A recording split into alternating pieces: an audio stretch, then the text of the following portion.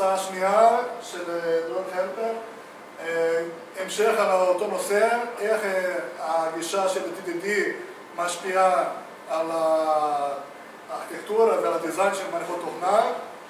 דרור הוא יועץ הרבה שנים בתחום האג'ל. אני יועץ די חדש, אני בתחום האג'ל הרבה שנים, אני יועץ קצת פחות. אז הוא עוסק הרבה שנים באג'ל ויועץ היום בחברת קוד ואליו. ויש לו ניסיון שהוא רוצה לשתף, בבקשה דרור. שומעים אותי מאחורה? עכשיו חוץ מזה אני מציע לכם להתקדם קצת, כי אני הולך לראות פה קוד ואולי זה יהיה קצת קטן מדי לי. אני מאחורה היה לי מאוד קשה לקרוא את השקפים, אבל הראייה והשמיעה כבר לא כמו פעם. אז כן, כמו שאמרנו, שתי מילים עליי, אני כותב קוד כבר יותר מעשור, בערך מ-2002, באופן מקצועי, כאילו משלמים לי על זה. מאז 2002, אני עובד בקוד ואליו, אני יועץ בעיקר לדברים האלה, TDD, Unit Testing, Clean Code וכו'. זה הכל התחיל איפשהו ב-2008 שעבדתי בחברה קטנה שנקראת טייפמוק. טייפמוק מייצרים כלי ל-Unit Testing, ושם נחשפתי לכל העולם הזה, ואז אני מדבר על זה גם בזמני הפנוי, עכשיו גם תוך כדי העבודה, ומנסה להמיר את כולם לעולם העולם הזה. אני כותב קוד על ידי כתיבה של טסטים קודם. אני עושה את זה המון שנים, על כל מיני סוגים של קוד, וזה עובד לי נהדר. ויש לי בלוג, blog.drorhelper.com, ששם אני כותב על כל הדברים האלה והדברים האחרים שמעניינים אותי, בעיקר מתחום התוכנה, אבל לא. מה זה Unit Test? כל הזמן מדברים TDD, בואו נדבר על Unit Test, זו ההגדרה הכי פשוטה שהצלחתי לחשוב עליה על Unit Test. קודם כל זה פונקציה, חתיכת קוד, מתודה בגדול, שבודקת פונקציונליות מאוד מאוד ספציפית, וזה החלק שהכי קשה מפתחים אותו. כולם מבינים שאני מסביר את זה, ואז אני בדרך כלל נותן איזשהו תרגיל, ואנשים חספסים את הנקודה. אז אנחנו נשתדל עכשיו לעשות תרגיל ביחד, ואולי חלק מזה יעבור. ל-Unit Test צריך להיות תנאי מאוד ברור, מתי עובר ומתי נכשל, זה די טריוויאלי, נקרא לעשות, והוא רץ בבידוד, זאת אומרת, לא משפיעים על דאטאבייס, לא משפיעים על טסטים אחרים. אם אני אקח טסט ואני אריץ אותו 5,000 פעם, אני אקבל אותה תוצאה בדיוק. אם אני אריץ אותם בכל סדרים שונים ומשונים את הטסטים שנקבל אותה תוצאה בדיוק, אם אני אקח את זה ואעתיק את זה למחשב של מישהו אחר, הוא יקבל את אותה תוצאה בדיוק. זה המשמעות של בידוד, אבל לא על זה נדבר היום. היום אנחנו מדברים על TDD. TDD הוא ידוע גם כ-Red Green Refactor. זה איך שאוהבים למכור את זה, אני חושב שזה עוול מאוד גדול שככה מוכרים את זה. אני מקווה להסביר היום למה אני חושב שזה בעיה, אבל בגדול איך זה נראה. החלק האדום שבו אנחנו כותבים טסט שנכשל, החלק שהכי קשה למפתחים, מכל מיני סיבות שונות ומשונות. אני בדיוק אתמול, שלשום, עשיתי קורס, הסברתי להם את כל הדבר הזה שמראה לכם הרבה יותר טוב, הסברתי, היה לי שעה. ואחרי זה נתתי להם לעשות, הכי קשה בעולם זה לכתוב טסט לפני הקוד. קונספטואלית, לא יודע מה, זה קל שעושים את זה, אבל להבין את זה מאוד קשה. אישית, כשעבדתי באותה חברת טייפמוק, אני כתבתי TDD במשך כמעט שנה, ורק אחרי שנה באמת הבנתי למה אני עושה את זה לא נכון. כי אנחנו רגילים לחשוב קדימה, אנחנו מפתחים, המוח רץ קדימה, ידיים מתקתקות, אבל אני כבר פותר את הבעיה, וזאת לא המטרה ב-TDD. ב-TDD אני קודם כותב טסט, הכי פשוט שאני יכול לחשוב עליו. אם זה מקבל אינפוט, אני אתן לו אינפוט של נל. היה לי רעיון עבודה שעשיתי לפני הרבה שנים, קיבלתי תרגיל, כמו בכל רעיון עבודה, וכמו שאני רגיל, התחלתי לכתוב טסטים. ואני לא מסתכל, אתה כותב טסטים קודם, עם מבט כזה, חצי מבסוט, חצי ניגע, אמרתי, אוקיי, בטח. ואז העברתי נל, ואז הוא הסתכל עליי כאילו שאני... אתה יודע, אתה ברעיון עבודה, יש לך שעה וחצי לגמור את זה, אתה עושה לי דברים שאין להם שום קשר בכלל, אחרי חצי שעה לפתרון. הנל הזה עזר לי להבין מה אני רוצה באמת לעשות. ברגע שכתבתי את אותו קוד מינימלי, הטסט הופך לירוק, כולם מבסוטים, ואז יש את השלב השלישי, רפקטור, אני בדרך כלל צובע אותו בסגול, אבל פה צהוב נראה לי יותר מתאים, באופן ארטיסטי, שכולם שוכחים. פשוט שוכחים את החלק שבו אני מסדר את הקוד. ואז הם מתחילים גם, בגלל שלא מסדרים את הקוד, אז הקוד נראה לו משהו. או לסירוגין, אני כותב מלא קוד תוך כדי, כי אני כבר יודע מה אני רוצה לעשות ומה לכתוב, והטסטים האלה רק מפריעים. אז בעצם מה אמרנו שזה TDD? זה בסך הכל טסטים. אני כותב טסט שנכשל, אני גורם לטסט לעבור, יש לי עכשיו טסט, ואז אני עושה את זה עוד הרבה פעמים, ואז יש לי מלא טסטים, נכון? TDD זה טסטים, אז לא נכון. בדיוק, יש לי את אותו שקף כמו של ליאור, ואנחנו היינו היינו חצי מתואמים, או לא ברמת השקפים. היה כזה קודם. וזה בגלל שנורא קשה להסביר לאנשים שהמטרה של Test Driven Development, או בעצם Test Driven Design זה שם יותר מתאים, הוא לא טסטים. באופן תיאורטי, אם באמת הייתי רוצה לזעזע את זה שאני עובד אצלו, איך שהייתי גומר לכתוב ב-TDD, הייתי מוחק את הטסטים. כי הם כבר לא משנים לי. הם משנים לי כיוני טסטים, זה נהדר. זה המוצר לוואי שאני מקבל מאותו תהליך. מה שאני מקבל באמת, ואני רוצה, זה את אותו דיזיין. הדיזיין זה החלק שבאמת חשוב לי. הטסטים זה נהדר, הם שומעים אליי אחרי זה על רגרסיה, ונותנים לי ביטחון בקוד, ובגלל זה אני לא מוחק אותם. אבל הם בסוף היום הכלי שדוחף אותי קדימה. TDD זה בעצם לפתח דיזיין חתיכה אחרי חתיכה. עוד פעם, בגלל הסיבה שאנחנו חושבים הרבה יותר מדי מהר, הרבה יותר מדי קדימה, לפעמים אנחנו פותרים בעיות שאנחנו לא צריכים לפתור. יצא לי לעשות קוד ריוויו לפני מלא שנים למישהו, ואני מסתכל ואני רואה שהוא קיבל שם איזה שני אינפוטים. בדק אותם מכל צורה אפשרית, נעל וכולי, וכל מיני דברים כאלה. שם כאן כתבנו יוניט טסטים, אבל TDD זה משהו שקצת יותר קשה להכריח אנשים לעשות. הם חושבים שאני לא שם לב אם הם כתבו את זה עם TDD או לא עם TDD. מאוד קל לסדר. רואים את הדיזיין, רואים את הטסטים, אפשר להבין. ואני רואה שיש לו איזה פס שם בקוד עם כל מיני נעלים ובדיקות שלו, שאין סיכוי בעולם שהוא יוכל לכתוב לו טסט, כי זה אף פעם לא יקרה. שאלתי אותו למה כתבת את זה, הוא אמר, אני מתכנת טוב, אני כותב את כל המקרים. היה לי מאוד קשה להסביר לו שהמקרה הזה לא יכול לקרות בקוד. אין סיכוי בעולם שאתה תוכל איכשהו לגרום לקוד להגיע לשם. TDD עוזר לי להימנע מזה, ואנחנו נראה עוד מעט איך. והכל הרעיון הוא לפתח את הדיזיין. עוד דבר מאוד מצחיק, אם כבר אנחנו מדברים לפני יומיים, שהייתי באותו קורס, אז לקראת סוף הקורס הגיע המנהל הבכיר. כל החבר'ה ישבו איתי, לקראת הסוף הוא בא לראות שהכל בסדר ואני לא מבזבז להם כסף.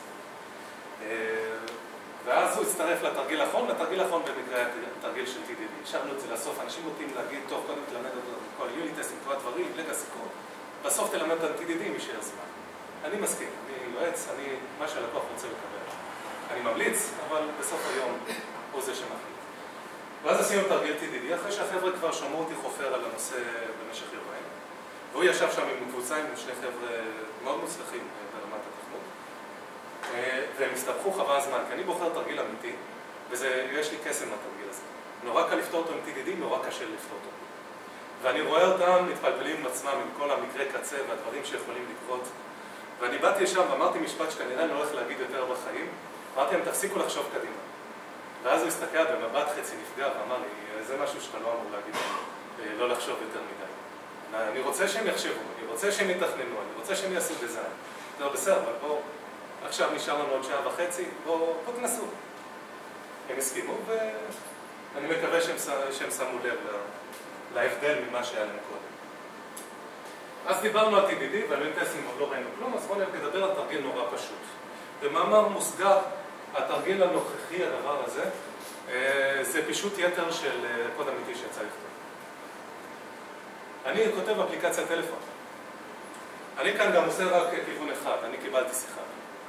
ברגע שקיבלתי שיחה, למשתמש יש אפשרות לקבל אותה, להרים את השופרת ולענות. אם הוא ענה, אני רוצה להתחבר לאיזשהו סרבר בשביל לנהל את אותה שיחת טלפון. נכון פשוט? יש שאלות על זה? ורקווירמנט נורא פשוטים, מה שמצחיק שכשמתחילים לממש אותם מגלים כמה אנחנו לא מבינים כלום. ובואו נראה איך זה נראה אם הייתי עושה את זה ב-TDD. באמת עשיתי את זה ב-TDD, אבל בואו נעשה שחזור של זה שוב. כמו שאמרנו, מתחילים מטסט. כולם רואים את זה או להגדיל? רואים, נהדר. זה פיצ'ר, קלאס מלא בטסטים, בסוף היום זה מה שזה, זה קלאס. ואני כותב טסט. טסט צריך להיות public void, אז אני כותב public void. ועכשיו יש לי סכמה מיוחדת לשם. מה שאני אוהב עושה זה סכמה נהדרת. אני אוהב את שלי יותר כי יותר קל לי ללמד אנשים איך לחשוב על טסטינג איתם. אחרי זה שיחליטו מה שהם רוצים, אבל זה מה שאני מלמד. למדתי את זה מרועי יהושע. הוא המציא את הרעיון הזה. ומה שאני עושה פה, אני קודם כל מתאר מה אני מריץ, מצלצל לטלפון, עושה אנדרסקור של הרבה מתכנתים, זה כואב פיזיק לראות אנדרסקור ככה בשם של פונקציה. חלק מאוד אוהבים את זה, דרך אגב, ואחד שהתפרע, שם לי אנדרסקור על כל מילה. ככה יותר קל לי לקרוא, הוא מתווכח. אז נניח שקיבלנו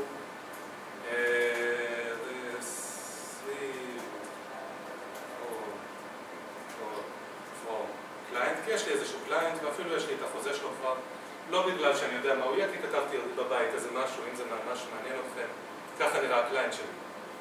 זה החוזה שאני עובד ממנו. זה פשוט. קיבלתי מקליינט שיחה, אז מה אני מצפה? אני מצפה שיעלה איזשהו איבנט. אוקיי? זה נורא פה.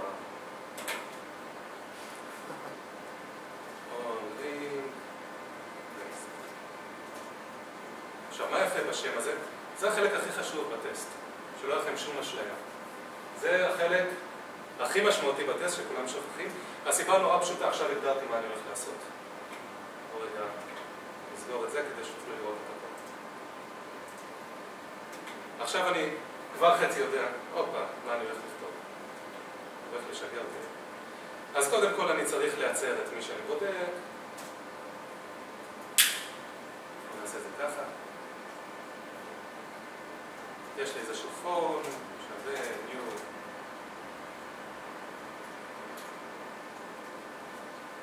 לא. נתתי לך. אוקיי, פון כלשהו. נעשי כללים.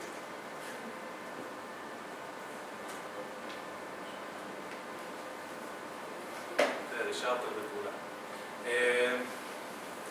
ונייצר פה קליינט, אני עושה פייק, אני מאוד מצטער שאני לא יכול יותר מדי להסביר מה אני עושה פה, אבל תסמכו עליי, זה עובד, זה משהו ש...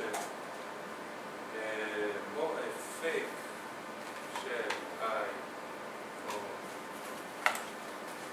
קליינט, פשוט מייצר אותו, ועכשיו אני הולך לעשות משהו מאוד מוזר, שזה בעולם הפייקים הגיוני לעשות, on phone ring, לא שווה,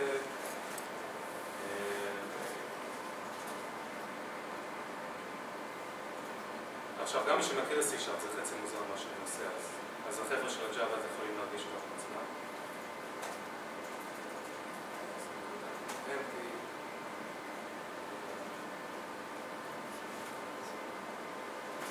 מה אמרתי? חייב להיות לי איזשהו אסרט, נכון? אז במקרה הזה אני מצפה שיהיה לי איזשהו איבנט מהפון כדי להתחבר ל-UI ולדווח משם שיש איזשהו משהו. אז פה נקודה, עוד לא המצאתי את האיבנט הזה, בוא נקרא לו on ring, פלוס שווה. ואז אני עושה משהו כזה, מה שהכלי נלחם איתך. טסט אמיתי כזה, פחות או יותר כזה כבר קיים אצלי איפשהו.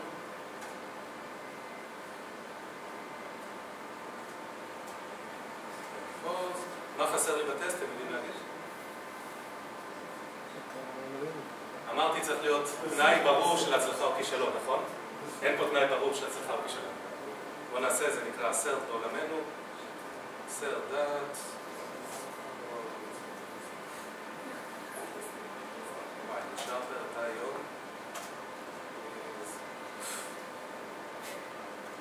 ממש.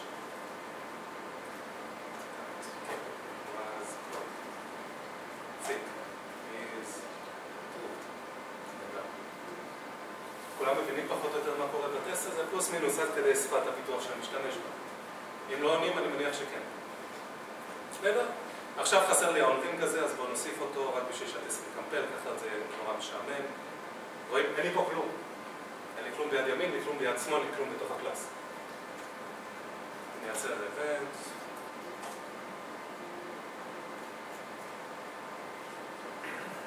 טנדר,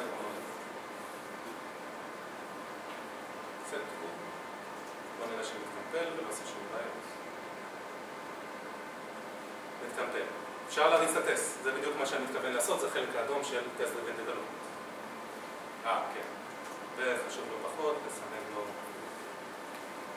שנת 2014, הגיע הזמן שנציג איך יותר טוב לעשות טסט.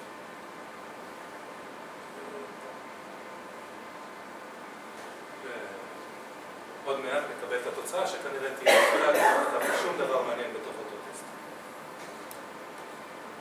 אני שואל. איך תדע? הנה, הופה, טסט נכשל. למה הוא נכשל? זה שווה false. לא מפתיע אף אחד פה, נכון? לא הפלתי אף אחד מהקראשים. בסדר?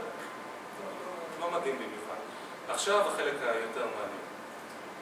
אני צריך עכשיו לכתוב את הקוד המינימלי, וזה החלק שהכי קשה לעזור למפתחים בשביל לגרום לטסט הזה לעבור. מה זה הקוד המינימלי כדי לגרום לטסט הזה לעבור? בוא ניכנס קודם לפונקוד.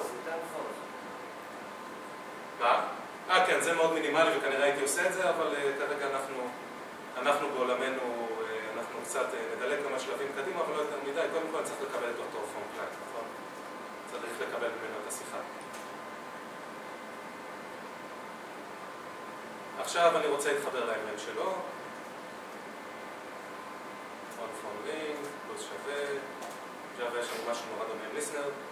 ואני יכול לקחת את זה, את האבנט הזה, להציע לו איזה משהו שיעלה אותו. כן, אנחנו שם. לא בצד.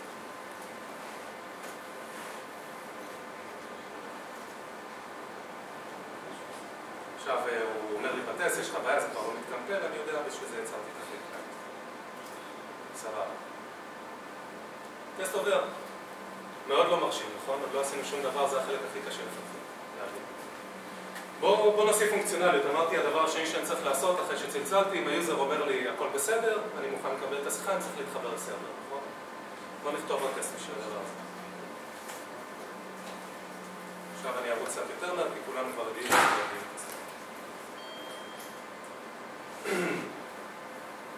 מה שמעניין אותי זה accept call.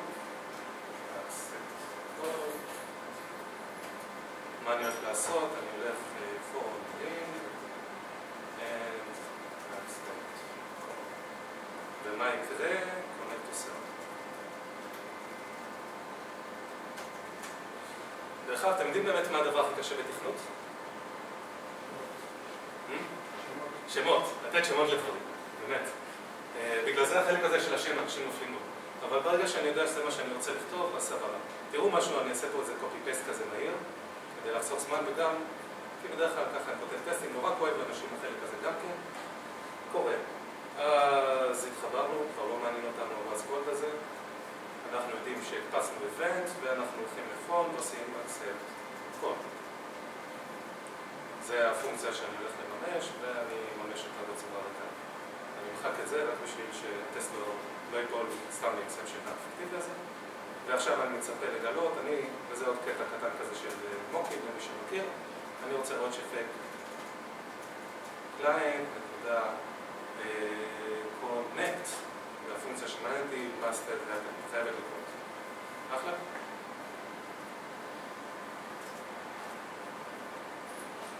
נריץ אותו. ולא מבטיח לך שהוא נחשב, נכון? מה הקוד המינימלי שאני צריך לכתוב כדי שהוא יעבור?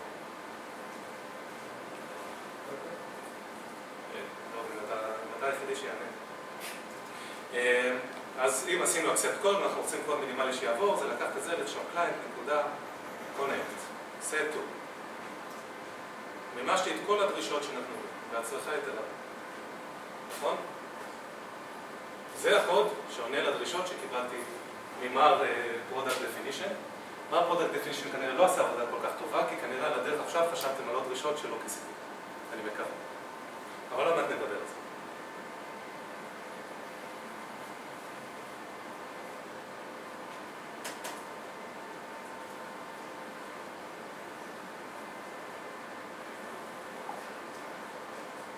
משהו פה, נלחם לי, שימוש אותם.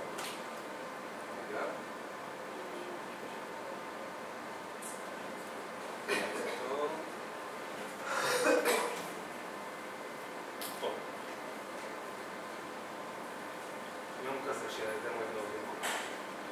אז מימשנו את כל הדרישות האלה. למישהו יש ספק שלא מימשתי את כל הדרישות שיש פה?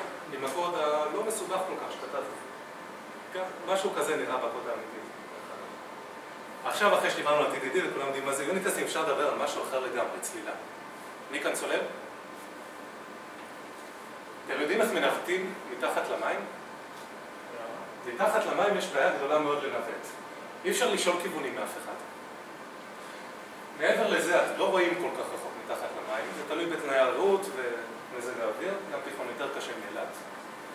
יש זרמים, זאת אומרת, אפילו אם אני אדע שאני הולך לשם כשנכנס למים מהחוף, אני כנראה אסחף קצת הצידה ואגיע לשם. זאת אומרת, מאוד קשה לי להגיע לדלת שנמצאת מאחוריכם בצלילה ככה סתם. וזה עושה את כל הניווט בצלילה קצת יותר מאתגר. אז מה באמת עושים בצלילה? בדרך כלל יש מצפן על היד, ולוקחים אזימות. אני לוקח אזימות, נגיד, עד לקול השמאלית שם עם המצפן. עכשיו שאני יודע שאני רוצה לשחות לשם, אני שוחה לשם. זה לא משנה כמה אני אשחף, אני יודע שזאת המטרה שלי. אני רואה אותה בעין, ואני הולך לכיוון שלה. כשאני מגיע לשם, אחרי ששחיתי, אני עושה אותו דבר. אני מוציא אזימות למקום הבא שאני רוצה להגיע, ושוחה רק אליו. מין מטרות טווח קצר האלה. נשמע מוכר למישהו? אני בוחר יעד, מודד אותו בטווח קצר, הולך עד אליו, ואז בוחר יעד אחר. זה נורא דומה למה שעשיתי עכשיו עם PDD. אני לא חושב יותר מדי קדימה. עוד פעם, נורא הרגיז מנהל, אז אני לא אגיד את זה יותר. זה אומר ש-TDD נורא עוזר לי לשמור על המקום. אני לא יודע מה איתכם, אבל אם בעבר, לפני שעבדתי עם יוניט טסטים, שהייתי צריך לממש משהו, אז הייתי מסתכל על המסך ומסתכל על בחזרה, ואז הייתי שופך קוד. איפשהו בדרך הייתי מרים את הראש, כמו צוללן שמרים את הראש מחוץ למים, כי אין לו מושג איפה הוא נמצא. בודק אם אני נמצא בכלל באזור הנכון, חצי מהזמן אני בכלל הלכתי לשם. כי נתפסתי על איזו בעיה מעניינת שלא קשורה בכלל והתחלתי לפתור אותה. ברגע שאני עובד ב-TDD, אני תמיד, במקום הנכון, יש לי אוסף של יעדים טווח קצר, ועוד טווח קצר, במקרה הזה אפילו, ששומרים עליי בכיוון הנכון. זה עוזר לדיזיין שלי לעשות בדיוק את מה שאני צריך, ולא יותר מזה. מעבר לזה, על הדרך שאני כתבתי טסטים, בטוח זה הציק לכמה חבר'ה אצלכם, נכון? מה חסר לי בקוד שכתבתי? שום דבר, הכל מושלם? טוב, הוא לא עושה שום דבר, אבל נניח שהיה עושה משהו. מה? נניח. מה קורה אם היוזר לא רוצה לקבל את השיחה? מה? אני לא שומע טוב. ארור הנדלים, נכון. אבל איזה ארור הנדלים? אני לא יודע. אבל בטוח שני דברים חסרים לי. קודם כל, מה קורה אם היוזר אומר לי, אני לא מעוניין לקבל את השיחה. מה אני עושה אז? דבר שני, איך שמימשתי את האקספט קול הזה, אפשר גם לקרוא לו אם אף אחד לא יתקשר. והוא ינסה להתחבר לסרבר, וזה כנראה בעיה. כי בקוד המקורי אני אמור לקבל כל מיני מידעים על הסרבר, כמו IP אדרס וכל מיני דברים כאלה, כל מיני ID'ים ופסוורדים. ואם אני אעשה ישר חיבור לסרבר בלי שום דבר, יקרה משהו מאוד רע. אז זה לפחות שני דברים שאני יכלתי לחשוב עליהם. כשכתבתי את זה, תוך כדי זה שכתבתי, הבנתי שיש לי את הבעיה הזאת. גם את הבעיה הזאת אני, ברגע מה שאני בדרך כלל עושה, תוך כדי זה שאני חושב על הבעיות, כדי לא להפריע לי בפלואו של ה-TDD, אני לוקח דף נייר, אני כותב בדף נייר את הדברים, אחרי שגמרתי לממש את השלב הנוכחי, אני מסתכל בדף אם יש עוד דברים שעוד לא עשיתי. ואז הוא כותב גם בשביל זה טקסט. וזה בדיוק מה שנעשה עכשיו. אני בא לפה, לטסט שלנו, ואני אומר, אוקיי, בוא נתחיל מאיזשהו מקרה מעניין. בוא נניח... נכון, זה פאורפוינט הוא נורא מצחיק, שהוא כל פעם משחק עם המסכים. אז הנה, אז יש לי את זה פה. מה קורה אם היוזר קורא לאקספט בלי שיקראו לקול שלו? קופי פייסט, פרוגרמינג. זה זה, הנה, נשים אותו קצת יותר באמצע. עכשיו נשנה פון, לא, זה אקספט קול, נקודה. אז אני לא רוצה להתחבר לסרבר. Do not connect to server, זאת אומרת, אל תתחבר, זאת אומרת שבשביל לשנות את זה אני אוריד את זה, ו-must not happen, זאת אומרת, לא את זה. שמתם לב כמה שניות זה לקח, זה הקצב האמיתי של העבודה שלי שאני עובד עם TDD. בטח לוקח 15 שניות יותר. הנה, נחשב, יופי. איך אני אפתור את הבעיה הזאת? לענות? צורה הכי פשוטה. בואו נעשה בצורה הכי פשוטה, מכוערת. הרבה אנשים פה הולכת עכשיו להיות כואב להם פיזית.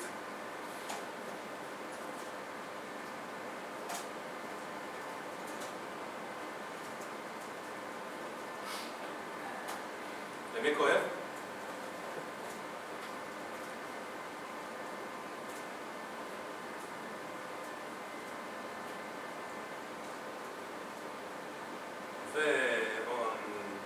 בוא נשנה את זה, כבר לא נקרא לו ישר ככה בצורה הזאת, נעשה את זה, אני יודע שאני לא רואים את זה עדיין.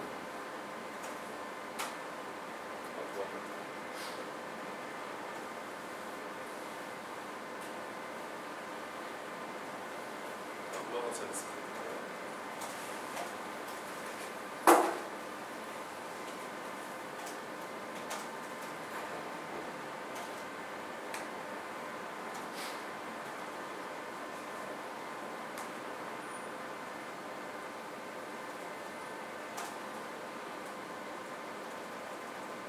יכולים להחזיר את הדבר מקודם, אבל תעשי קשה לי,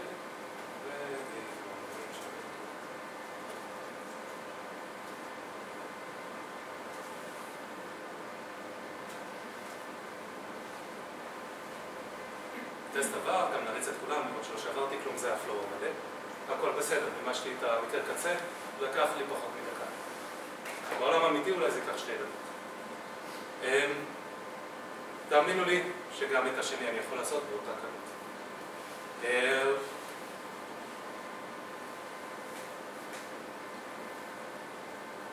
אז סבבה, פתרנו את כל מקרה הקצה, ואז קורה מה שקורה בכל פרויקט, בגלל ש-change is constant.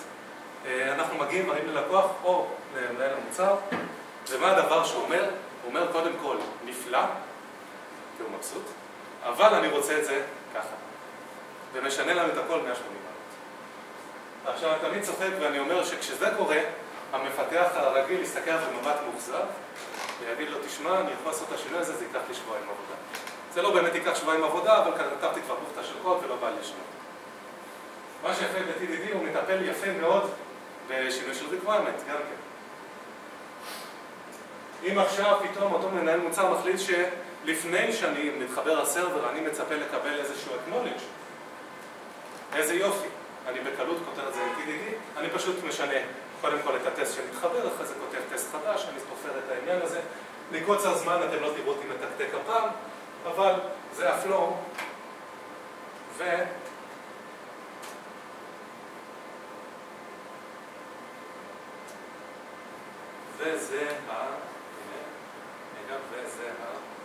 אני קצת רימיתי, הכנתי בבית משהו מוכן כבר בשביל שאם כנראה הזמן זה נוכל לעשות, וזה הקוד המלא שעונה גם לאותו requirement. אני עכשיו, יש לי גם call accepted, כדי שברגע שאני מקבל את אותו event, אני לא מדבר באוויר, נכון? כולם מבינים, אני הוספתי פה עוד event לקליינט שאומר בסדר תתחבר, ואם זה קורה, אז במקרה שכבר עשיתי call accepted מקודם, כי כתבתי עוד איזה 3 טסטים בדיוק בשביל לחסות את אותה דרישה, אז תעשה את זה. מה מגעיל בקוד הזה, אתם יודעים להגיד? עוד מעט נדבר על זה. אם עדיין לא, זה אולי יחלחל לכם. אני אישית לא כל כך אוהב את זה.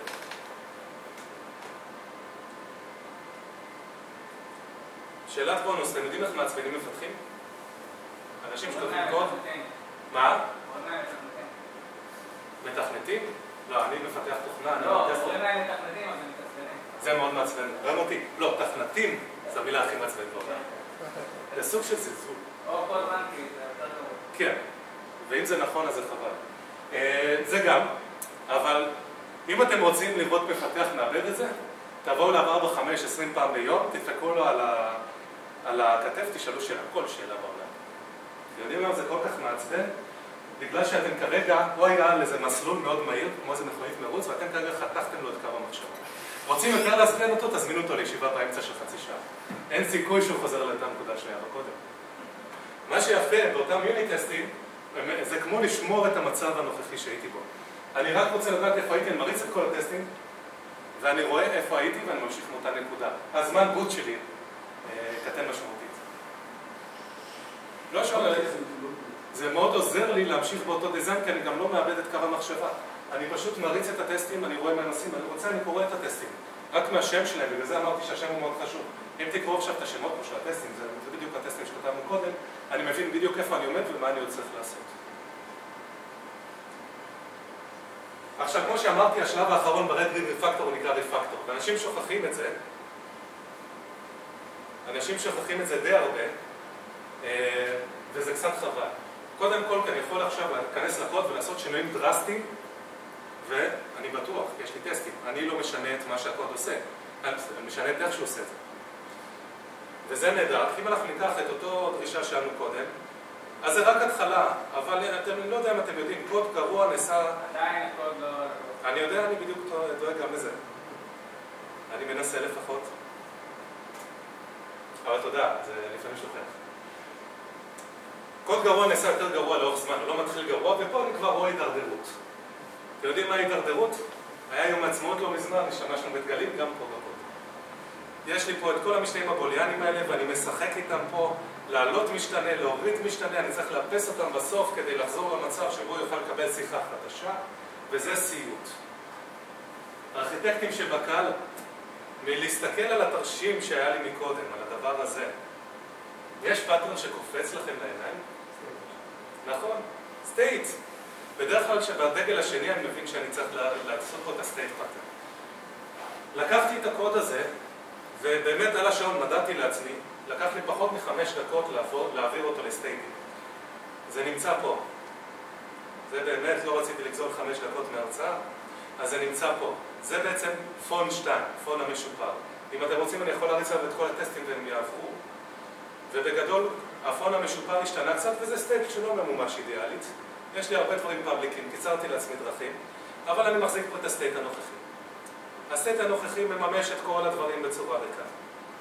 שלי חיים קלים, ואז יצרתי כל מיני דברים, כמו למשל idle state, שזה המצב שבו אני מתחיל במערכת, שהוא לא יודע לטפל בכלום חוץ ממצב שבו הטלפון מצלצל. ברגע שהטלפון מצלצל, הוא מעלה את האבנט שראינו מקודם, וקורא לשלב השני שנקרא prepare. prepare אותו דבר, רק יודע לטפל ב-accept ו-reject. אם הוא מקבל reject, הוא חוזר למצב idle. אם הוא מקבל שיחה, אז הוא עובר לשלב הבא, שבו הוא מחכה לאותה הודעת אישור. השלב הזה לא יודע לעשות כלום חוץ מאת אותה הודעת אישור, ובסוף אנחנו מגיעים לשיחת טלפון רגילה. הקוד האמיתי נראה ככה, באמת. לא יכול להראות לכם אותו, NDA וכאלה. אבל הוא נראה ככה, פלוס טיפול בעוד הרבה מקרים אחרים, כמו למשל שהצד השני ייתק באמצע. יש לי טיימאוט, אם הטלפון מצלצל יותר מדקה, אז הוא מתנתק לבד. בעולם הזה, זה הרבה יותר קל לממש את זה. יש שאלה אחת. רק אחת. למה השתמשת בסייט הזה שהוא אבסטרקט? סתם, רציתי, במקרה הספציפי הזה, זה עשה לי חיים קלים, כי כל סטייט מטפל באחד או יותר מהמקרים. כל האחרים מממשים אותם בצורה ריקה. זאת אומרת שאני נמצא במצב שאני מחכה לשיחה, תעשה accept 4 פעמים, זה לא משנה, הוא מתעלם ממך.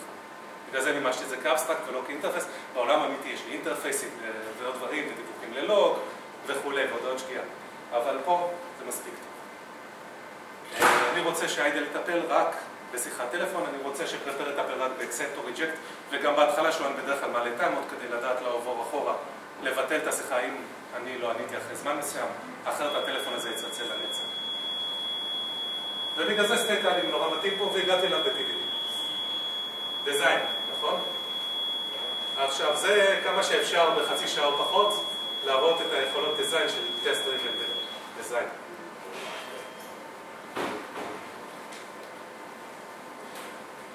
מי שעקב אחריי, וזה לא קל לעקוב אחרי קוד שטס ככה על המסך, שם לב משהו על הקוד שלי. הכל לא קשור להכל, יש לי הרבה אינטרפייסים בדרך כלל. אני משתמש ב-Dependency Injection, למרות שזה לא חובה, זה נורא תלוי כלי, אבל ב-TDD יותר קל לי לחשוב ב-Dependency Injection, אני אפילו הייתי צריך לתכנן את זה. הבנתי שיש לי קליינט ויש לי את זה, דחפתי אותו פנימה בקונסטרקטור, כדי לעשות לעצמי חיים יותר קלים. נורא ברור לי. האמת, במקור פיתחתי את הקליינט ב-TDD, זאת אומרת, גם לא ידעתי איזה הבנט אם הוא יזרוק, פשוט כתבתי את הטסטים וראיתי איזה קונטרקט אני צריך. נורא ברור הקונטרקט, ואם לא ברור לי, כל מה שאני צריך זה להסתכל על הטסטים ואני יודע בדיוק איך הוא מתנהל.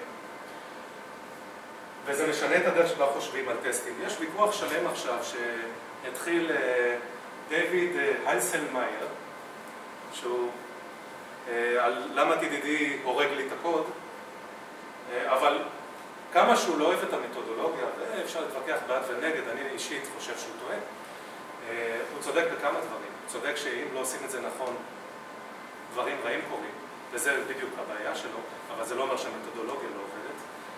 אז מה שהוא אומר זה TDD זה סוג של גלגלי עזר, אני כבר חושב בצורה הזאת, אין לי שום צורך בלעשות טסט דריבן דבלופמנט. וזה נכון, אחרי שאני עושה את זה, אני עושה את זה באמת בסביבות 2008. זאת אומרת, מאז אני פיתחתי דרך לחשוב על בעיות בצורה הזאת. ובצורה הפריקה, נורא פשוטה, כל פעם לפתור משהו אחד. זה נורא קשה בהתחלה. אנשים שנותנים את התרגיל TDD מנסים לפתור 4 בעיות במכה אחת, הם נכשלים בכישלון חרוץ. היה קורס אחר שעברתי סתם מיני טסטים, לא דיברנו על TDD. התרגיל שם הוא כל כך מבלבל, 4 דרישות פשוטות, אבל הם נורא, זה לעשות פרסים איזה קובץ טקסט, סיוט. אנשים שמנסים לחשוב יותר מדי על הפתרון, נתקלים במקרה קצה. הם ישבו ועשו דיזיין במשך שעה עד שהפסקתי אותו. כאילו שעה ישבו באו במסך ריק. זה מה שנקרא Analysis Paralysis. היתרון הגדול ב-TDD זה שבגלל שאני ישר קופץ ראש לתוך המים הקרים, אין לי את השלב הזה. אני ישר פותר בעיות. אני חוסך את כל הקטע הזה של הדילמה, של אני חושב על הקוד, ואם אני בן אדם טוב, אני באמת חושב על קוד, אם בן אדם רע, אז אולי אני גולש במיינט בינתיים, עד שהבעיה תיפטר אצלי בראש איפשהו בחדר האחורי. כל התהליך הזה בעצם גורם לי לעבוד טיפה אחרת. זה לוקח זמן לפתח את הדבר הזה, אבל זה לא קשה. אני מקווה שהחלטתי אתכם ש-TDD מאוד עוזר לדיזיין, בזמן שהוקצב לעניין הזה, ואז נשאלת השאלה שליאור ענה עליה, לפחות באופן חלקי, אם לא מלא. מה קורה עם דיזיין, עם מסמכי דיזיין שעלה, עם הישיבות דיזיין שהמנהלים כל כך אוהבים, עם הפלואו המסודר שעלה, וחשוב לא פחות מה קורה לארכיטקט. כי זה פורום ארכיטקט, אני מניח שיש פה לפחות אחד או שניים כאלה, שעדיין רוצה להמשיך את העבודה שלו, גם אחרי שהחבר'ה שלו ישתמשו ב-TDD. מה שיפה, היה ויכוח מטורף על הדבר הזה. TDD כדיזיין, האם זה מספיק טוב, לא מספיק טוב. יש בחור שקוראים לו סיימון בראון, הוא כתב ספר נהדר שנקרא Architecture for Developers. הספר הזה כל כך גדול שאמזון לא מוכנים להעביר לי אותו אוטומטית לתוכנה של קינדל. והוא מדבר על כל מה שצריך developer לדעת בשביל להיות ארכיטקט, לפי רעיון עיניו, וזה ספר די מוצלח. והוא מדבר על זה, והוא די חתך את הוויכוח הזה. הוא אמר, זה נהדר, TDD זה דבר טוב ואני בעד. אבל זה לא חי בריק. מישהו צריך לבוא ולמצוא את הדרישות השלמות, גם הפונקציונליות וגם הלא פונקציונליות. אני לא יכול למדוד פרפורמנס ב-TDD, לפחות לא בצורה אפקטיבית. וגם אני יכול למדוד, מישהו צריך להגדיר את הדברים האלה, מישהו צריך להגדיר את ה-ROI, כמה שרתים אני צריך להפעיל. מישהו צריך להגדיר את המגבלות שהלקוח רוצה שאני אעבוד בג'אווה, הלקוח רוצה שזה ירוץ מהלינוקס, הלקוח רוצה שהזמן תגובה יהיה ככה. מישהו צריך לעשות את העבודה הזאת. הדוגמה שהוא נתן היא מאוד מוצלחת, הייתי בהרצאה שלו, אני מומלץ למצוא אותה באינטרנט בוויינר. הוא עושה את ההרצאה הזאת כל הזמן, הוא מדבר על architecture diagrams, על הדרך הוא מסביר מה זה ארכיטקטורה, ואז הוא אומר, הוא מגיע מאזור בריטניה הגדולה. הוא אומר, בריטניה בעצם, למי שלא יודע, זה 4 עמים, שביום טוב מסתדרים אחד עם השני. יש לנו את הוולשים, יש סקוטים, יש את צפון אירלנד, שזה נתון למחלוקת קלה, ואת אנגליה. האנגלים דרך אגב אסור להם להגיד שהם לא בריטים, כי אז נלהבים ומחשידים אותם בגזענות, בעוד שהחבר'ה בוולש יכולים להגיד שהם וולשים. זה קטע לא סימטרי כזה, כי כביכול שם בית המלוכה. וכל אזור כזה יש לו את השפה שלו. לחבר'ה בצפון אירלנד יש גלית שמשתמשים בה במידה מסוימת לשמות ודברים קצרים. הסקוטים יש סקוטית, חוץ מזה שכשגם שמדברים אנגלית זה לא ברור לגמרי. החבר'ה בוולש יש את השפה המוזרה שלהם, והחבר'ה באנגליה מדברים אנגלית. מישהו לפני המון שנים החליט שזה הולך להיות איזושהי מדינה מאוחדת, וזה נפתר לידי הרבה מלחמות, אבל בסוף החליטו שכל הדבר הזה מדבר אנגלית. זה נורא דומה לקומפוננטים שיש שם במערכת. צריך להגדיר את הקונטרקט, צריך להגדיר מכנה משותף, אחרת נגמור עם המזגן שלי. מישהו צריך לעשות את זה, וזה אותו ארכיטקט. בגדול, כמו שהוא רואה את זה, מר סיימון בראון, תפקיד הארכיטקט זה לתת את הבאונדס, כי תוכנה היא אינסופית, אפשר כמעט לעשות הכל. תפקיד הארכיטקט זה להגיד איפה הגבולות גזרה שלנו, מה אנחנו צריכים לעשות. תמיד קינאתי בארכיטקטים האמיתיים ובפועלי הבניין, שבסוף היום יש להם חוקים מוגדרים. הם לא יכולים להתפרע, לבנות בניינים מוזרים כאלה, חוץ מכמה ארכיטקטים באמת נורא מושרים. וצריך מישהו שיגדיר את אותו דבר, את האינטראקציה, את הגבולות, את הדברים, כדי שכל צוות יוכל לרוץ לכיוון הנכון. שאחרי זה יתחבר, ולא לנו כל מיני באגים כמו בכל מיני סיירים של נאסא, שבו צד אחד מודד באינצ'ים וצד אחר מודד בסנטימטרים, והדבר הזה מתרסק לתוך מעגל. אז לסיום, TDD, זה הדרך שלי לתכנן את הקוד שלי, זה מה שאני עושה. זה מאפשר לי לבנות, לצמח, לגדל את הקוד שלי כמו שמגדלים צמח. שלב אחרי שלב בצורה איטרטיבית, ואני יודע שאני כותב בדיוק מה שאני צריך, ואני עולה לדרישות. ואם הדרישות משתנות, נורא קל לי לשנות אותן גם כן. אני אף פעם לא אבוא למנהל, אעשה לו מבט מאוכזב ולהגיד, זה ייקח חודש. אני אף פעם לא אדע שאם אני משנה איזשהו קלאס, זה אומר שאני עכשיו לא יוצא בסוף שבוע, אני לא חוזר הביתה או נשאר עד 10 בלילה. כי הדיזיין שלי היה סיין, שכתבתי אותו, ואם משנים לי את הדיזיין, אני יכול גם לשנות אותו על הדרך. ככה זה תורם לי לפיתוח.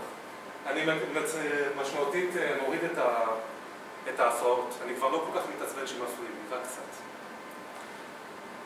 זה מאפשר לי שינוי, ואני עדיין צריך ארכיטקטורה, הארכיטקט המקום שלו עדיין מובטח. זהו, זה היה השיחה הקצרה שלי על מוטיבציה ל-TDD ודיזיין. מישהו שאלות אני אשמח לענות עכשיו, חוץ מזה שעוד מעט, כן. רק דווקא משהו על השקף של הארכיטקטים ששמעת שהם מספקים גבולות. כן. אני אישית דווקא לא רואה את זה כל כך ככה, כי... לא כאופן מקביל, אבל אתה צריך לקבוע, אתה יודע, באים למטווח, יש לך שני פלחים אדומים, צריך לדעת שכולם יורדים לשם, ונראה לשם אני ארוג מישהו. צריך לדעת את לא, זה בסדר, אבל אם אני מסתכל על זה בנקודת מבט סטארמית או אג'ילית, זה נראה יותר כמו העניין של הגבולות, כן? נראה יותר כמו התפקיד של הפרודקט אונר, שאומר לך, תשמע, זה הפיצ'ר שאתה צריך ואלה הגבולות שלו. לא יודע, מכיר פרודקט אונרס, תראה, הם טובים ב-requirements, זה התפקיד שלהם, להבין את הלקוח. הם גם נותנים את הדרישות, זה נכון מאוד מה שאתה אומר. אבל הדרישות האלה צריך לתרגם אותם למונחים של security ו-performance, ואני לא יודע אם הפרודקט אונר זה תמיד התפקיד שלו לעשות את הדבר הספציפי הזה, זה נורא תלוי ארגון. הלוואי והוויכוח הזה, הייתי יכול לתת לך מלא דוגמאות, אבל ברוב המקומות אף אחד לא עושה את זה. אבל המקומות שכן עושים את זה, זה בדרך כלל ארכיטקט. כי אם אני מדבר על ארכיטקט, אז לפחות, אני או בסביבה הקרובה שלנו, רואים אותם יותר בכיוון של אלה שנותנים באמת את הגיידליין יותר ברמת הדיזיין, כלומר, לא תעשה עד כאן, אלא תעשה את זה בצורה כזו. כן, כן, כן. זה לא סותר. זה לא סותר. זה כיוון דרך איך לעשות את זה. לא, תראה מספר 4, אולי לא אמרתי את זה באמת בצורה נורא ברורה. תפקיד הארכיטקט זה גם להגדיר את הסטנדרטים שבהם אנחנו מצפים לקבל דברים, איך זה אמור לראות, ברור. אחרת כל אחד יעשה מה שבא לו. באתי בארגון כזה, היה 4 צוותים, או פרויקטים נקרא לזה, זה היה 4 פרויקטים. הפרויקט הראשון שהגיע עם אנשים, החברים של הסמנכ"ל, הם החליטו שכותבים בצורה מסוימת. זה היה לגמרי מנוגד לכל דבר אפקטיבי שיכולנו לעשות, זה קרה לנו הרבה זמן, ואנחנו אחרי שנה נשבר לנו מהם והלכנו דרך אחרת, והכל נראה בהתאם. הפרויקט שלנו לא היה ביניהם שום קשר, האינטרפסים היו מאוד בעייתיים. אם היה שם ארכיטקט או מישהו שבכלל אכפת לו להסתכל על שני מערכות, החיים שלנו היו הרבה יותר קלים. לא, אני לא אומר שהארכיטקט התפקיד שלו זה לא הבן אדם הרע שאומר מה אסור לעשות ואל תצאו מהחדר. אבל זה גם התפקיד שלו. זה גם התפקיד שלו. עכשיו, תפקיד הארכיטקט, באמת אם אתם רוצים, ההרצאה של סאונד בראון היא נהדרת בשביל זה. והספר שלו אפילו יותר טוב. ויש עוד הרבה אחרים שמדברים על זה, אני פשוט מכיר אותו.